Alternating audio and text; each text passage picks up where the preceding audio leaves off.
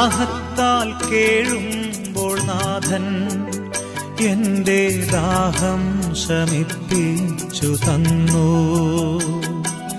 ക്ലേശത്താൽ നീറുമ്പോഴെല്ലാം എന്റെ ക്ലേശങ്ങളേൽക്കാനണഞ്ഞു. തീരാത്ത സ്നേഹം നാഥൻ തോരാതെ ഏകി. തീരാത്ത സ്നേഹം നാഥൻ തോരാതെ ഏകി. ജീവന്റെ അപ്പമായി വന്നു എന്റെ നാഥനമീശോ ഇന്നെന്നിൽ. ദ്യോവിന്റെ വാതിൽ തുറന്നു.